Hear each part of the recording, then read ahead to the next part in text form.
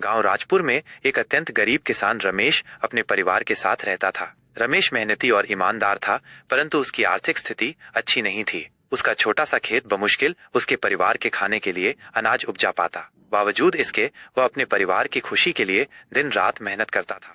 राजपुर गांव में ही ठाकुर प्रताप सिंह नामक एक अत्यंत धनी व्यक्ति रहता था। उसके पास बहुत सारी जमीन जायदाद थी, लेकिन वो अपने धन और शक्ति का दुरुपयोग करता था। वो गरीबों को सताता और उनकी जमीन हड़पने के लिए तरह तरह के षड्यंत्र रचता। गांव में सभी लोग उससे डरते थे, लेकिन रमेश कभी किसी से डरता नहीं था। एक नई शुरुआत। रमेश की पत्नी सुनीता बहुत समझदार थी। उसने रमेश से कहा, हम मेहनत करेंगे और अपने हालात सुधारेंगे। बस हमें धैर्य रखना होगा और अपने कर्म पर विश्वास रखना होगा।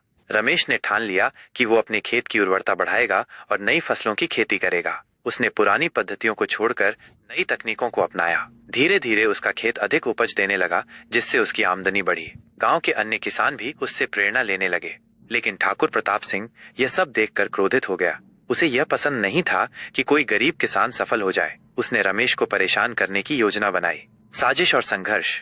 एक दिन ठाकुर के गुंडों ने रमेश के खेत में आग लगा दी। पूरी फसल जलकर राख हो गई। रमेश और उसका परिवार इस घटना से बहुत दुखी हुआ, लेकिन उन्होंने हिम्मत नहीं हारी। गांव वालों को भी ये अन्याय सहन नहीं हुआ और उन्होंने रमेश का समर्थन करने का फैसला किया।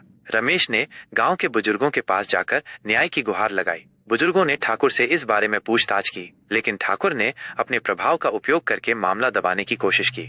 रमेश को समझ आ गया कि उसे न्याय के लिए खुद लड़ना होगा। संघर्ष की राह। रमेश ने अदालत का दरवाजा खटखटाया। हालांकि उसके पास अधिक धन नहीं था, लेकिन गांव वालों ने उसकी मदद की। केस दर्ज होने के बाद ठाकुर ने उसे धमकाने की कोशिश की, लेकिन रमेश पीछे नहीं हटा। कई महीनों तक केस चला। इस दौरान रमेश ने मेहनत जारी रखी और दोबारा अपने खेत को उपजाऊ बना लिया। उसकी मेहनत रंग लाई और इस बार उसकी फसल पहले से भी अधिक अच्छी हुई। न्याय और परिवर्तन। आखिरकार अदालत ने ठाकुर को दोषी ठहराया और रमेश को उचित मुआवजा देने का आदेश दिया। इसके साथ ही ठाकुर की कई जमीनें भी सरकार ने जब्त कर लीं, क्योंकि वे अवैध रूप से हड़पी गई थीं।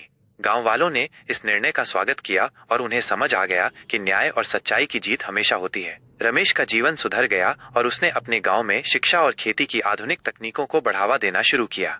समृद्धि और नए अवसर। रमेश की मेहनत और संघर्ष का असर पूरे गांव पर पड़ा। अब किसान नई तकनीकों का उपयोग कर रहे थे, जिससे उनकी फसलें अधिक उपज देने लगी। गांव में एक नई जागरूकता आई कि अगर सभी मिलकर अन्याय के खिलाफ खड़े हों, तो बड़े से बड़ा अत्याचारी भी हार सकता है। रमेश ने अपने खेत के पास एक छोटा सा स्कूल भी खुलवाया, जहां किसानों के बच्चों को शिक्षा दी जाने लगी। सुनीता भी इसमें रमेश का सहयोग करने लगी। यह देखकर गांव के अन्य लोग भी आगे आए और गांव में शिक्षा और उन्नति का नया युग शुरू हुआ। कुछ वर्षों में रमेश का नाम पूरे जिले में प्रसिद्ध हो गया। सरकार ने उसकी ईमानदारी और मेहनत को देखते हुए उसे सम्मानित किया। यह देखकर गांव के युवा भी प्रेरित हुए और उन्होंने गांव के विकास में योगदान देना शुरू किया। सीख।